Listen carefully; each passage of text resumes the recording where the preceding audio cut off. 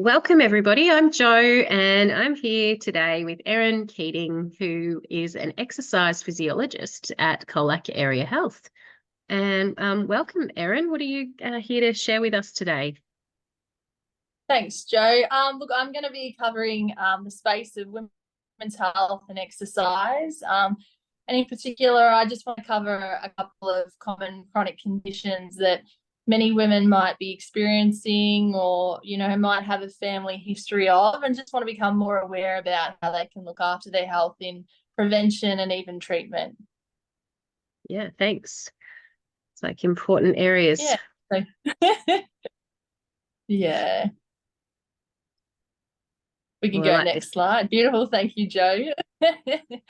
All right. So look, like I mentioned, the main things I want to cover today are four of probably the most common health conditions that many women might experience, and that's osteoporosis, cancer, type 2 diabetes, and heart health. And then within those, I just want to talk more about sort of treatment and prevention, and looking more towards exercise's role in that treatment and prevention. So we'll cover some exercise guidelines, also talk about some support, so where you can go to get more information, and then just provide you some resources if you're interested in doing a little bit more of your own research later on. Yeah. Perfect. They're very important areas as women need to support each other to know more about. So thanks, Erin. No problem. So we'll go through the first topic, which is osteoporosis. So osteoporosis is just as it sounds. So it's about the bones over time becoming a little bit more fragile and brittle, a bit more porous. And this is just where calcium losses are occurring. And what's happening is that the bone is breaking down quicker than it can be replaced. So any bone can be affected by osteoporosis, but some of the more common sites I've listed there are the hip, the spine, the wrist, the upper arm, the forearm, or the ribs. And look, it is one of those conditions that is silent. And by that, we mean that some people don't realize they have it until they've had a fracture occur.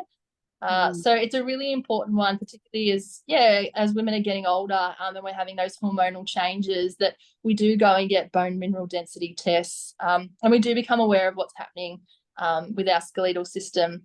So for people out there that maybe don't have osteoporosis, I want to be a little bit more aware of some risk factors. I've listed a few there, and look, physical activity is really a really big component. So even during your childhood years, so as you're growing and your bone density is building, so to speak, when you're in your teens, if you're not as active, that can really be a precursor to having increased risk as you're getting older.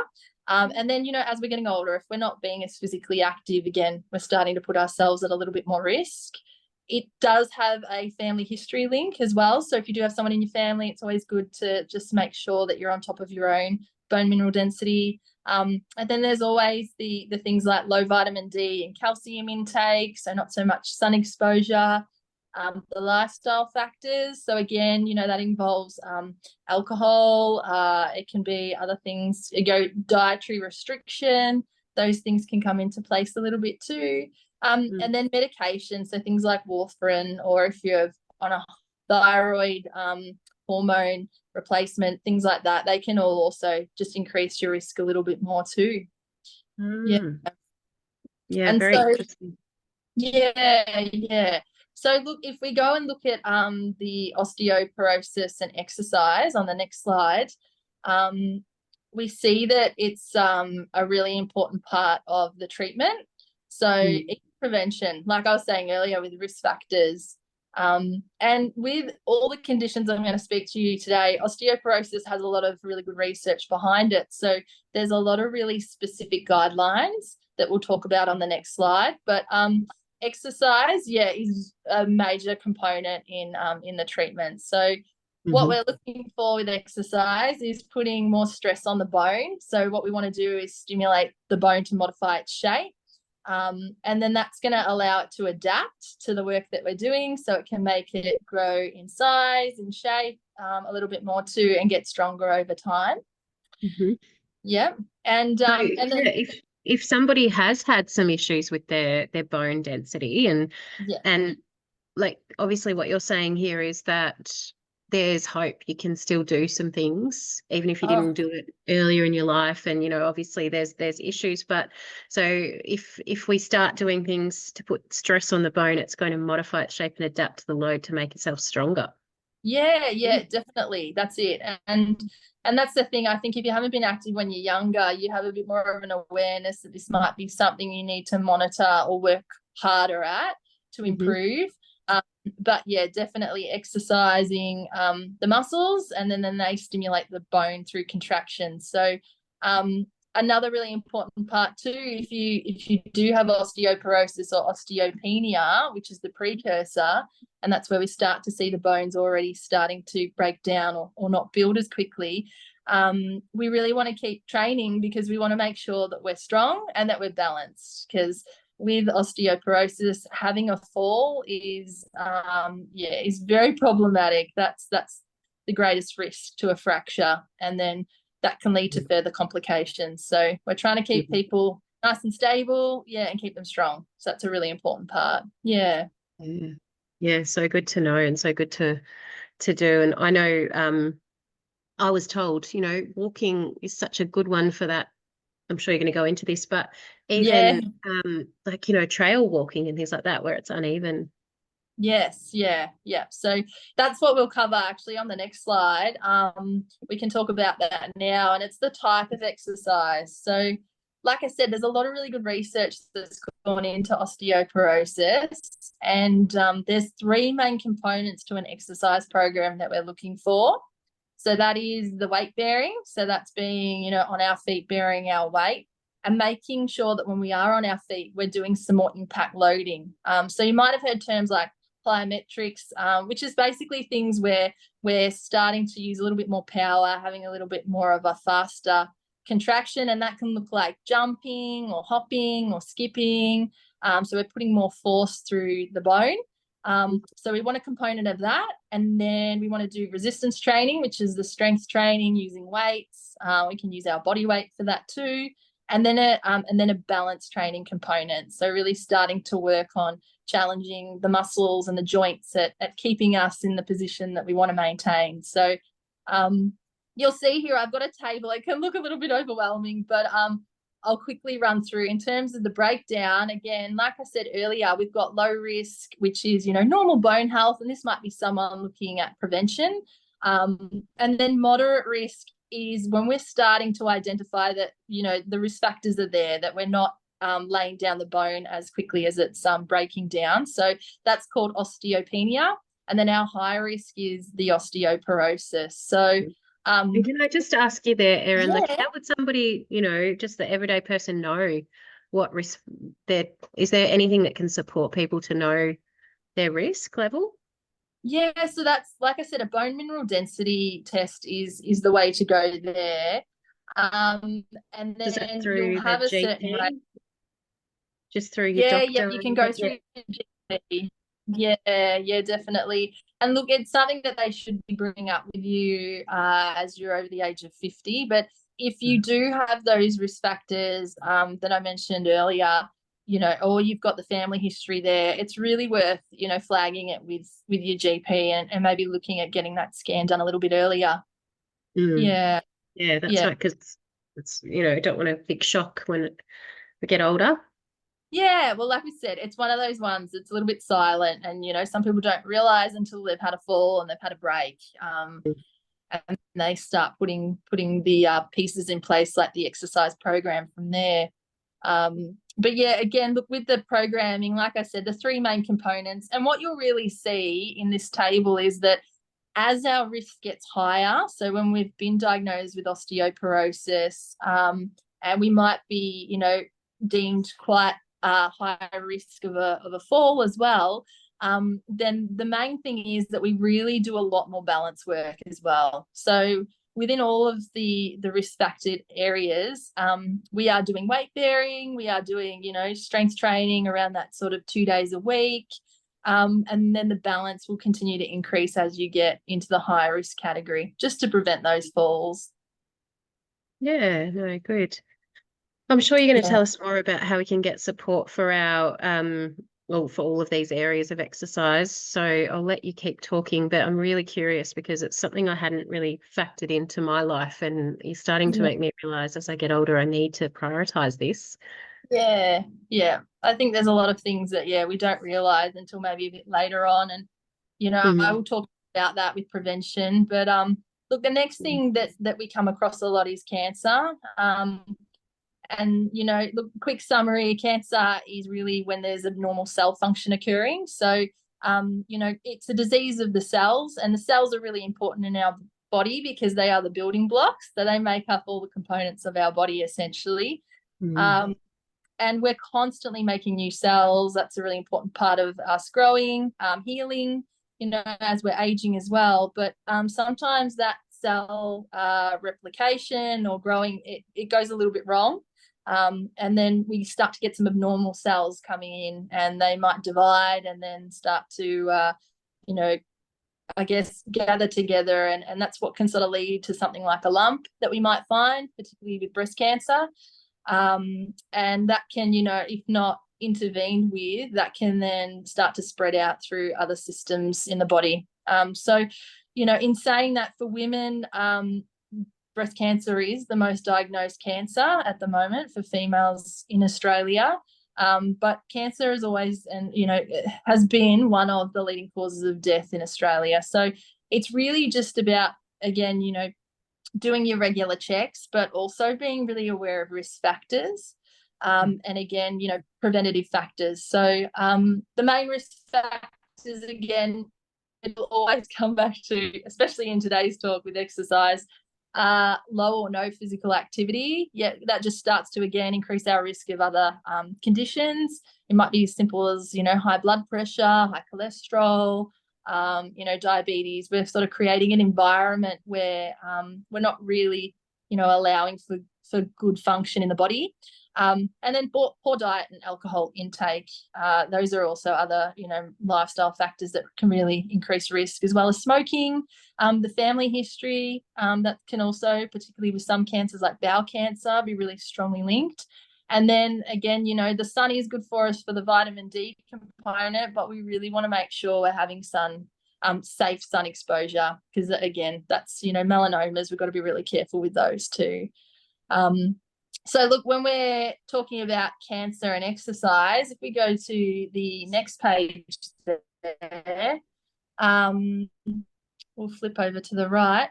Thank you. Where I'm going to cover a little bit more about with exercise treatment. And again, it does play a really important role in prevention as well.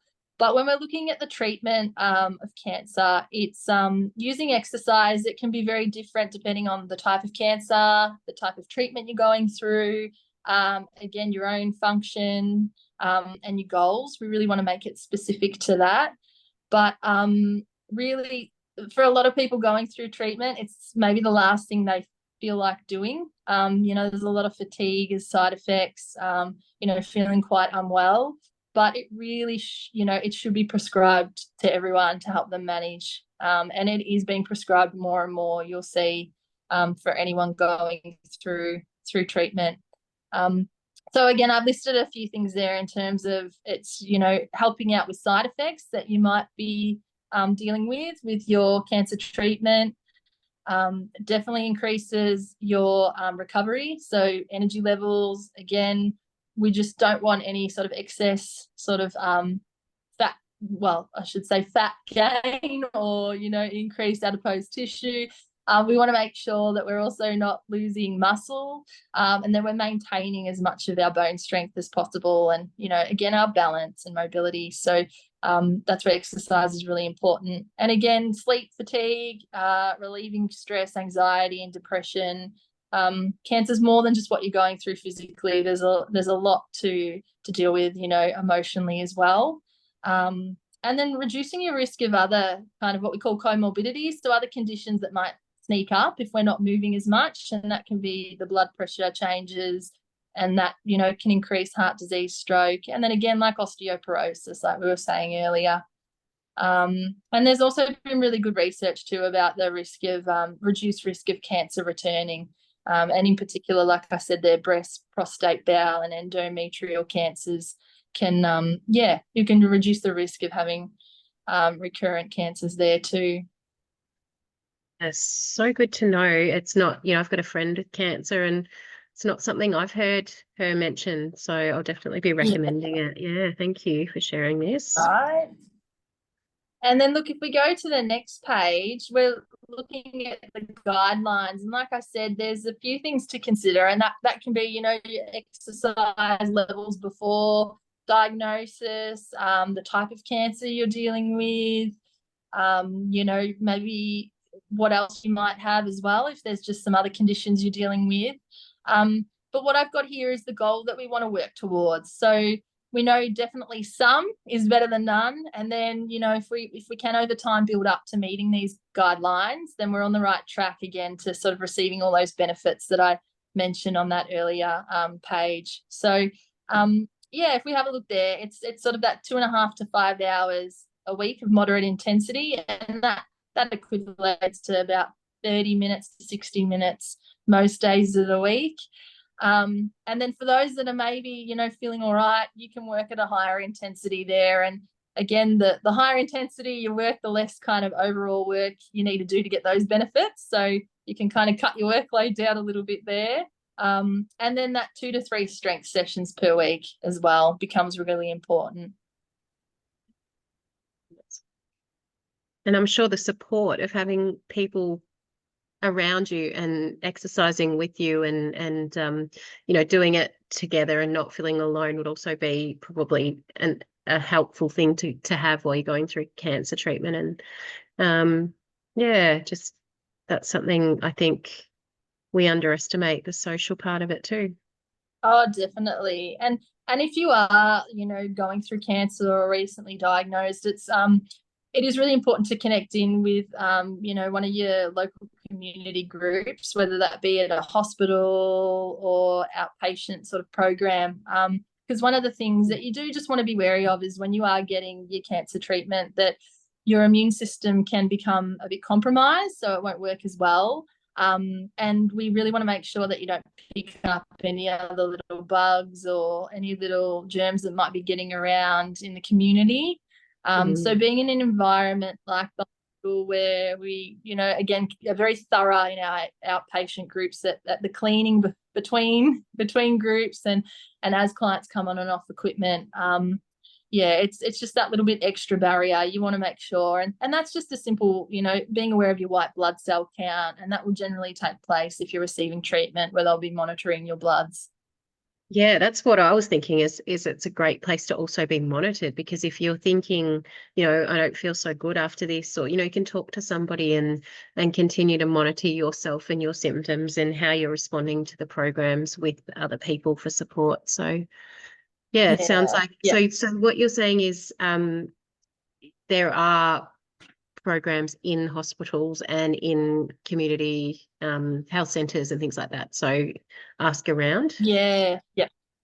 You can have a look. Look at your local. If you happen to live local to a hospital, or even just a Google search of community groups. The Cancer Council website can also offer some guidance on local centres that might run programs through them.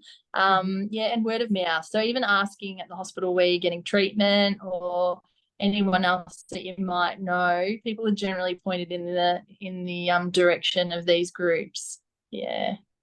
And probably meeting people as well along the way that are going through similar things to you would be helpful.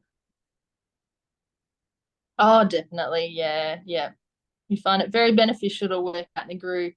If you have been going through cancer treatment. So the next one we'll look at is type 2 diabetes. And more often than not, someone will, you'll know someone who's diagnosed with it. It might be a friend, it might be a family member. It is very common, and it's the most common form of diabetes. So there is type 1 and type 2. So type 2, just a bit of a summary, is one of your organs, the pancreas, produces a hormone called insulin. And this hormone is really responsible for helping your glucose enter your body cells. So a lot of that glucose is what we, are taking into our body through food consumption. And then, look, it happens, type 2 diabetes can be a bit of a slow process in it becoming diagnosed. You'll kind of get a few little warning signs along the way, with blood levels if you're getting regular checks with your GP. But it's when the body's not responding well, cells, they're not responding well to the insulin, and they're not actually taking up that blood glucose and turning it into the energy that we want. And yeah, simple terms, we just continue to have a little bit more of a build-up of glucose in the blood. Yeah, so that's where you might have had a random test, where you get a value. There might be a number and it's a little bit higher than they want to see if you haven't eaten any food, or you might get the test every few months. Generally is about 3 to 6. It's called a HbA1c, and that's where you get like a percentage number. And if you are interested, have a chat with your doctor about that, because they can flag it when you're getting into higher levels. You maybe not be diabetic or diagnosed diabetic there and then, but you're sitting a little high, and you're what we might refer to as pre-diabetic. So we kind of get a little bit of a warning sign that, yeah, your body's maybe not responding the way we want it to, and we need to start to intervene a little bit earlier. Yeah. Yeah, such a good thing to remember, because you can start to this is a preventable and treatable, there's things we can do to support people. Yes. Yeah, exactly. The earlier the better. Yeah. Yes, exactly. And it's another one of those conditions where you don't really have a lot of symptoms, like you really won't know that you've got it unless you get that blood test, really. It's sort of a slow burn. Yep. Your diabetes disease, educator. So, I saw your diabetes educator, and she said there was more people living with diabetes undiagnosed than there are diagnosed. So that says a lot for the amount of people that don't realize they're pre-diabetic or diabetic.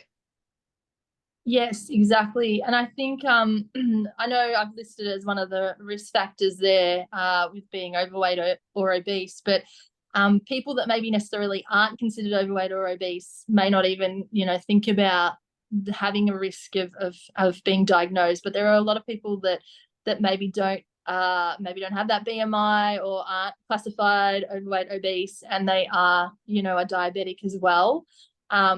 And again, that comes down to a few different risk factors, like I've mentioned there. There is a genetic component. We know that. So again, you keep that in the back of your mind. You might have mum, or you might have dad. You might have a sister, brother. Could be, aunt, uncle, anyone along your family line who's maybe been diagnosed. I just keep that in the back of my mind, and just make sure that it's something I'm monitoring, particularly if I've got other risk factors. Maybe I'm not eating a good, broad diet, lots of different nutrients. Maybe I'm not exercising much at all. Put on a little bit of weight over the last few years. Or, again, I've just been told I've got high blood pressure. I've got a few other risk factors, maybe high cholesterol. You do want to start to use those as, like warning signs to maybe just follow up a little bit more on whether or not you are at risk. Yeah, and particularly if you have other hormonal conditions like PCOS, the polycystic ovarian syndrome, things like that, they can really begin at an earlier age to start to get some of these symptoms. So very high correlation, as I've found out. Yes, yeah, exactly. Yeah, it's just really being aware. The body works as a system. So when one area is maybe not doing its job so well, it can really impact the rest of your body too. Yeah. Thanks. And so again, no, Jo, you go. Yeah, thank you. If you had another question, we will go to the next slide though. Thank you. Yep. So, again, exercise treatment. Like I said, the exercise, nutrition, the most important factors in preventing and treating. So if you have recently been diagnosed, or someone who has, with type 2 diabetes, they straight away probably would have been linked in with an exercise physiologist, a dietitian, and probably told to also go and see their diabetes educator, because we know how fundamental they are in the treatment. And we can do some real good in terms of going into remission through managing early. and not necessarily progressing the condition. So in terms of exercise, what it really does, it improves your muscles' capacity to uptake the glucose. So get it into the cell and then utilize it. And overall, it helps lower your blood glucose levels. So you might have heard terms like, improving your insulin sensitivity. That's what we really want to do there. So with exercise, look, again, if you have been diagnosed as a type 2 diabetic and you're speaking with a diabetes educator, depending where you're at with the condition, you may put on some medication early in the piece, or they might actually just let you work with lifestyle changes first. So again, diet and exercise. But there are some safety things we want to consider around working out. And this is more so if we have a lot of factors that we're changing at once. So if we've started, making our diet, improvements, and then we started exercising more, and maybe we're also medicating, it's really great because it's going to lead to improvements, but it can happen a little quick. And what can happen is we can start to feel that maybe our blood sugars are dropping a little quicker. And that can put us at risk of things like hypoglycemia occurring, maybe when we're working out or even before we start. So that's just things like, really being aware of, am I feeling unwell? I'm looking at my blood sugars before I work out, even after exercise, trying to time my exercise well around the day. Same time, every time you do your workout, having it at the same time of day really works well, and generally in the mornings around your medications. And yeah, just making sure you're fueling, so having some food before you work out as well. Again, this is all stuff that you can go into a lot more detail with the professional that you're working with, but it's just something to be aware of. And again, for anyone who's maybe had it for a while and it's maybe not been so controlled, that's where we've got to really consider things like your footwear, really looking after your feet, because it's a disease that if it does progress, what it can do is it can really disrupt your vascular system. So that's, the blood flow, particularly to areas like your lower limbs.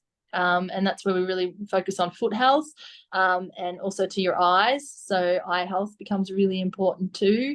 And just, making sure that we're monitoring these things over time and not letting them, progress and need a bit of a bigger intervention in future. Yeah, for sure. They're really important parts of it, aren't they? And I think that's even more that point that you made about having support through this and getting the right team around you of professionals who know a lot more than the internet, for example. Yeah. Look, the internet's good for curiosity, but always go to your your health professionals and have a good chat with them. That they're the important ones in the in the treatment. Yeah, and because we're so individual, they can really tailor things to your individual needs rather than just, not understanding. The things that I've come across on my health journey, people have said, oh, that's not really something that we've seen, but then they've been able to help me find my way through it, and that was really helpful rather than me just thinking, well, I'll do what everybody else says to do, and it didn't work for me. So yeah, exactly. Definitely not one size fits all. And I know, like, I talk about the guidelines and what we want to work towards, but then, within how that looks, so that 2.5 hours for you, the exercise might look completely different to the person next to you. So it's really making it specific to the individual. Yeah, thank you. And so when we look at exercise guidelines with type 2 diabetes, like I said, it is like number one with diet in reversing or, preventing as well. And the biggest thing is really move as much as possible in as many ways as you can. And that can be things like the planned exercise, which we'll go through below with the goals. But even when you're not doing maybe an exercise session that you've planned, making sure that you're doing more of the incidental. And that's just the little things like maybe we're walking that little bit further, going the long way somewhere, or, taking the stairs instead of using, the lift or the escalator, or even, just sometimes I always like to remind myself whenever I'm doing jobs, I may not want to do them, but it's all incidental movement. It's all contributing to, me utilizing glucose in my body, but also keeping my muscles strong and mobile. So Yeah, put a spin on your jobs at home, make them part of your exercise That's a good routine. point, isn't it? Yeah, because we often Yeah, resent having to do so many of those things, but they are exercise. Say sometimes, I've definitely. even found my heart rate going up just grabbing the washing out of the washing machine and putting Yeah. it on out to the clothes source. So, it is going to add up for people. So, as you said, maybe do it with a bit more of a squat. So, Yeah. um, Put really some lean music into on, that. yeah, make it a little bit more fun. Yeah. So look, yeah, with the exercise again, it really is trying to do as much as you can. We're building up, we might build slowly, especially if it hasn't been something you've done a lot before in the past. And that's where, we don't want to go all in from the beginning because really don't want to increase risk of injury. So we might build up, by 10-15 minute bouts, and try and get at least 30 minutes of that moderate exercise, that intensity every day. So that can be, when I say moderate, I mentioned it on one of the earlier pages, but just breathing a little bit heavier, but you can still hold a conversation. You can still maybe sing a song while you're moving. Mm. And then again, over time you can build the intensity up. And like I said earlier, if the intensity increases, then the total workload it can decrease. So there's a few little factors we've got to consider there, especially if you've got any other conditions you're working with. But again, with a professional, you can work through the intensities together. And then again, at least two strength sessions a week, and we really want to work those bigger muscle groups. Try and really get maximize those sessions, get good muscle contraction, and really start to improve our sensitivity to that insulin and take that glucose in basically. Yeah. Yeah, hadn't processed it like that. So that's a really good way to look at it, that we're actually, physically using the glucose up, so it's not sitting there as extra insulin Yeah. there. So I like, you're talking my language when you say obviously building up slowly and not going in too hard. For me, I have struggled with my own limitations. I'm a pretty competitive person, and quite often I get myself an idea and I'll go off and work really hard and then get an injury really quickly. So Mm. probably another reason why we should do a program under support and guidance of an exercise physiologist. And I've actually never been to an exercise physiologist, but you're converting me as we talk. That's probably the area Oh, that, yeah, I need to start to think about, rather than doing my own, where I, as I said, don't know my limitations. So yeah. No, that's so true. They've made us a whole field for a professional to work with exercise. So any questions or any queries around that, definitely go and see an exercise physiologist for sure. and well, I probably would have thought that it would have been something that I couldn't afford along the way.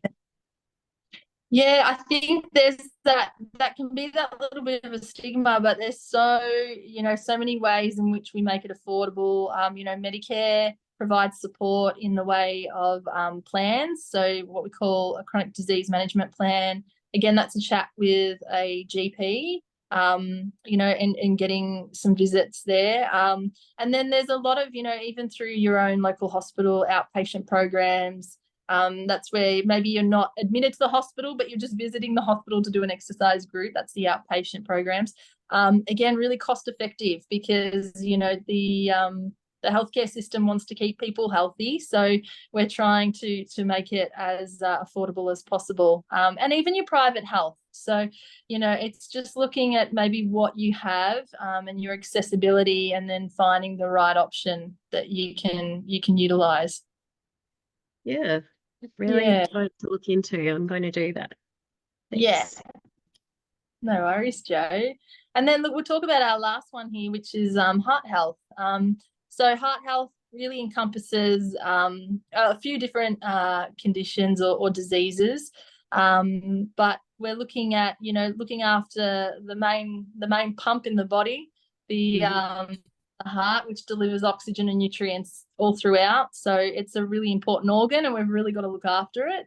So when we refer to heart health, we're really looking at more so coronary heart disease and cardiovascular disease, because those are the leading causes of death of women in Australia. again, look, with those numbers, it really can occur at any age, but as we get older, if we're over 45 or if you're 30 or over as an Aboriginal or Torres Strait Islander woman, your risk of cardiovascular disease will increase. So again, just being aware, as we're getting older, that we're having, regular checks done. We are looking after our health, and we're implementing, these tools like exercise and healthy diet. Because again, a healthy lifestyle is one of the big factors in reducing your risk of cardiovascular disease. And like I've listed there are a few other risk factors. So again, the age, like I said, over 45 or 30, as a Torres Strait Islander Aboriginal woman, your gender, so women again, ethnicity and family history, the lifestyle, the smoking, poor diet, poor exercise habits, if you're having excess alcohol consumption. Those things are generally precursors to things like high blood pressure, high cholesterol, and type 2 diabetes. And that's, again, when we know, okay, we're putting extra stress on our system here, we're really starting to increase that risk of, cardiovascular disease. And another one to note, which I made reference to there, is just pregnancy complications. So again, pregnancy is a huge stress on the body, and you will generally get monitored throughout when you're having checkups done. But if you are having a high risk pregnancy, they'll put those implications in place to kind of reduce the stress on your heart, which might be, less movement, trying to keep you a bit more bed rest.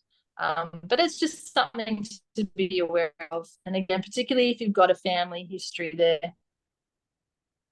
Yeah, knowing that's really important, isn't it? Yeah. And that would be genetic, like father as well as mother. It doesn't have to be. Yeah. You look across the whole family. And again, look, it's really important, not just immediate, but also probably like extended as well. I know, research can always link it a stronger correlation to maybe your parents, but again, just having an awareness of your family history, is important. Yeah, thanks. Yeah. And then exercise treatment, again, plays a really important role because, like I said, your heart is the pump of the body, essentially. And so in order to keep that pump working well, we've got to use it. So that's where, we're looking at, again, I'll go into the prescription on the next page, but we're looking at doing regular exercise so that we can prevent, things like the blood vessels narrowing, and you might pick those up with cholesterol readings, prevent blood clotting, increasing the risk of, we want to increase delivery of blood to the heart and keep that rhythm normal. And so, by doing exercise, yes, when we're doing it, we start to increase stress at the heart. But again, working with a professional in the area, like an exercise physiologist, we're putting the right amount of stress on the heart, and we're building you up to, tolerate those higher intensities if it's appropriate for you. And we're allowing the heart to adapt over time, just so, again, it's not too much extra stress on the heart. We can benefit from all the good stuff when it starts to recover and it's coming back down to that kind of resting state.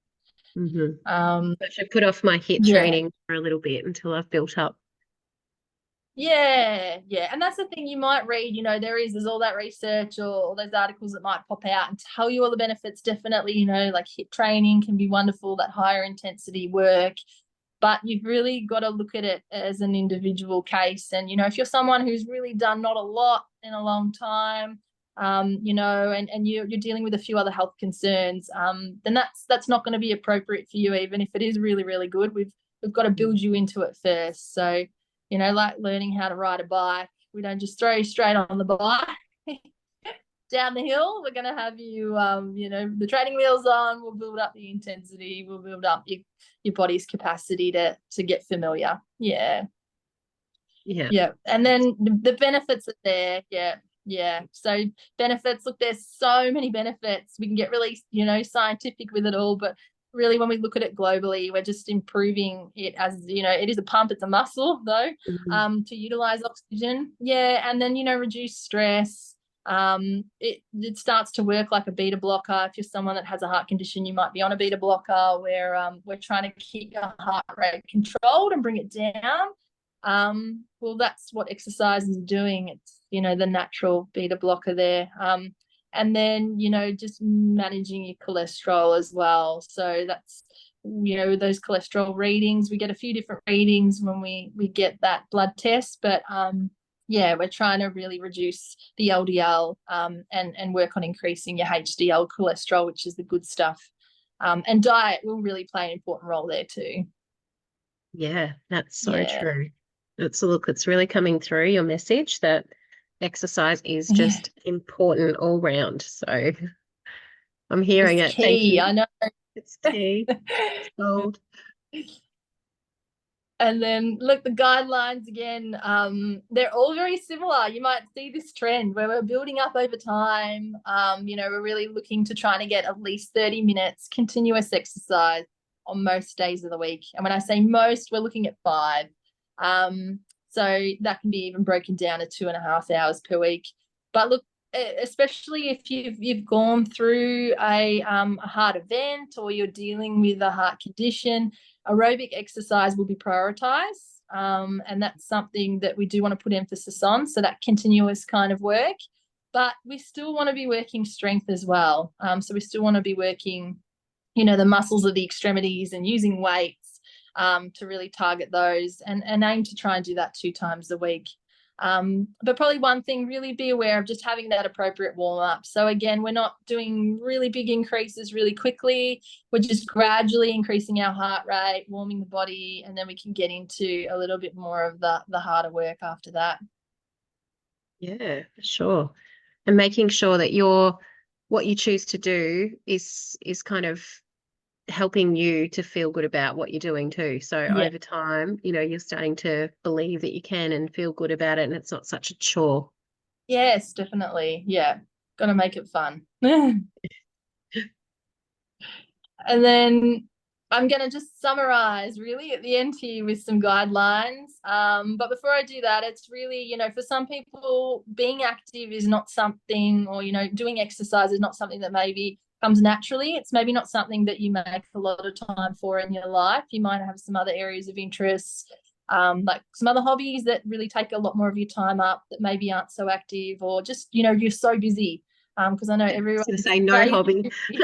just no, I know. Not taking has a hobby. care of everything, you know, that kind of gets in front of it sometimes. And I think for a lot of people, it can also be a change in their life circumstances. So I know for me, I had a knee operation, and that really set me back quite a lot. And then I haven't been a runner since then, and that's really changed because that was something I did enjoy, and now I don't do that. So I think, yeah, finding another way that works is going to be really important for me, and not just kind of going, oh, well, I can't do that anymore, so I won't, you know.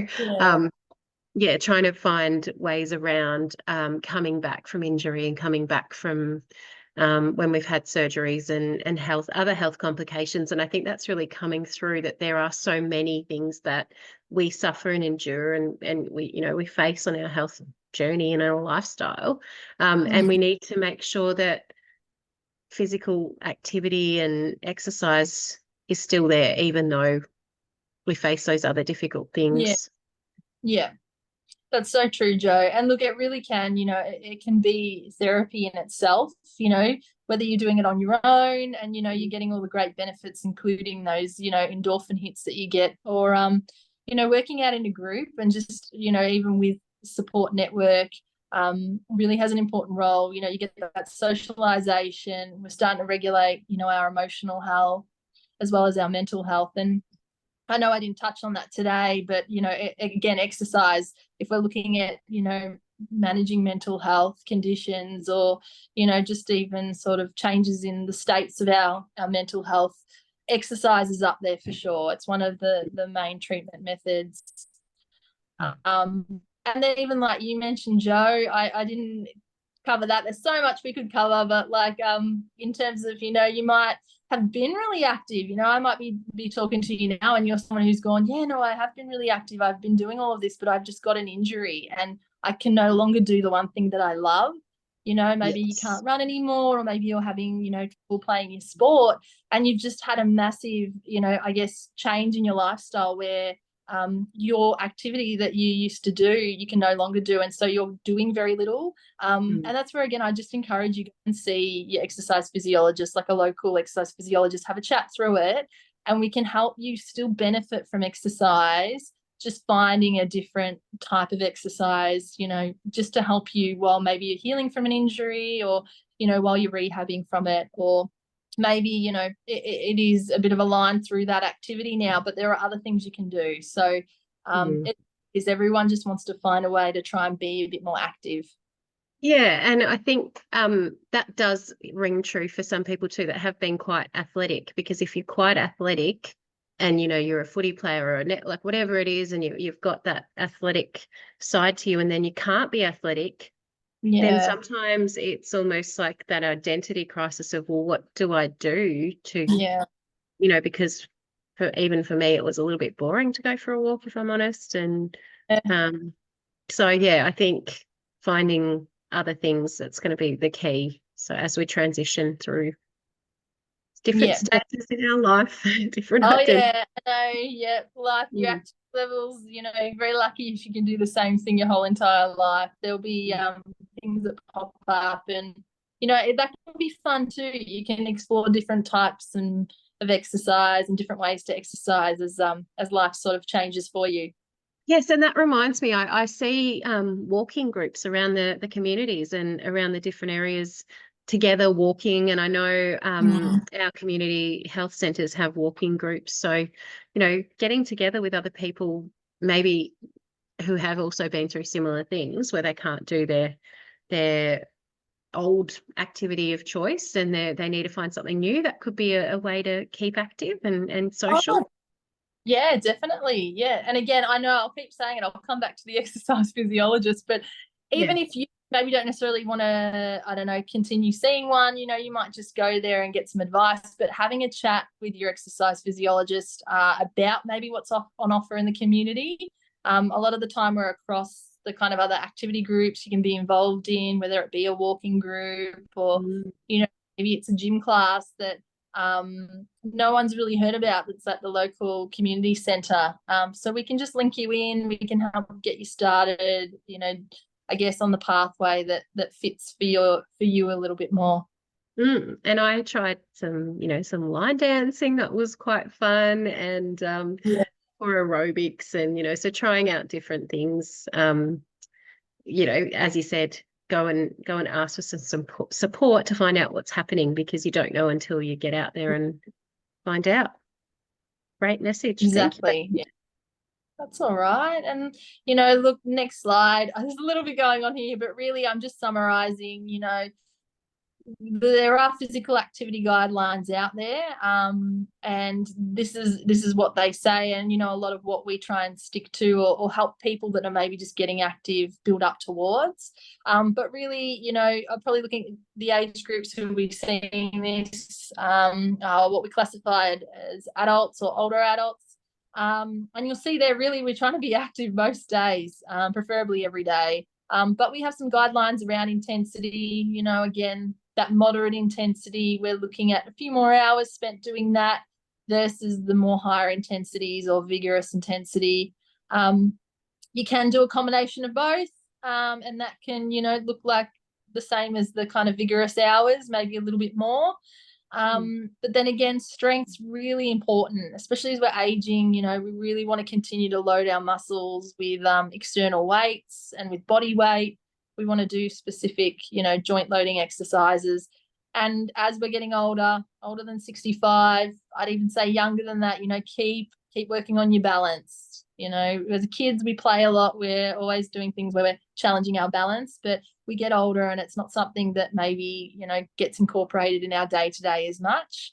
And it can be really fun training your balance. So just make sure that you're always, thinking about, encouraging that into a program as well. Yeah. Yeah. Thank you. And so look, with getting professional help, this is more about maybe when you'd want to do it, or maybe when you consider it. And again, we're talking about exercise physiologists, physiotherapists, people who are based around sort of movement for treatment or prevention. And it might be, you've had some changes in your health or function. Blood test has come back. Maybe it's flagged you being pre-diabetic and you don't know what to do, or maybe you have just been diagnosed as diabetic. Maybe you've got an injury. Yeah, maybe there's just something that's just happened in your health. Maybe you really just, are a bit lost or overwhelmed. Sometimes there's just a lot of information out there. And you're struggling to really make sense of it all and know where to begin. Seeing a professional can help then. Even just support if you've really struggled on your own, you're someone who struggles with motivation and being consistent. Going and seeing an EP, get involved in the groups that are on offer, or just having someone you're accountable to can be really important. And again, community, there's definitely a community that we create. So whether that be in the programs that we run, or just even linking you into other community options for exercise. There's so much we can help you out with along the way. So if you do want to see an exercise physiologist, it really is, you can talk to your GP, and you can get a referral, like I mentioned, with that plan, the chronic disease management plan. Otherwise, you can just contact your local clinic. There are a lot of private clinics out there. There's a lot of community centres that run programs. It's just inquiring, and just seeing what steps you have to take to get involved. Definitely. Thank you. That's all right. You've got some more resources. Yep. Yeah, more resources. This is where a lot of the information I use for today has come from. So we've got our specific bodies that are dedicated to certain, conditions or diseases. And then even so exercise physiologists, we are accredited through an organisation called ESSA, and they're really great. They stay up to date with the research. There's a lot of current information available online, and a lot of it's quite digestible, easy to read, and it has been made so that maybe someone who doesn't work in the area can understand what's going on. So if you are interested in a little bit more, take a screenshot here, or just a photo of these websites, and you can find out a little bit more information. Beautiful. Thank you.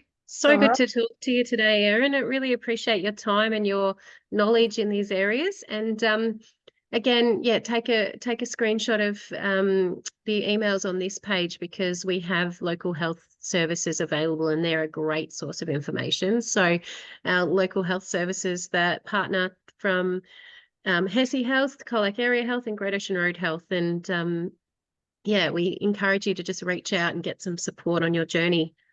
Yeah, thank you, Jo, and thank you everyone for sticking around for a while. I feel like I could talk about exercise all day. So if you do want to, you're very passionate. It's great. Come and see Thank me. you so much for your time. Talk more about it. Thank you, Jo. Bye, Erin. Bye.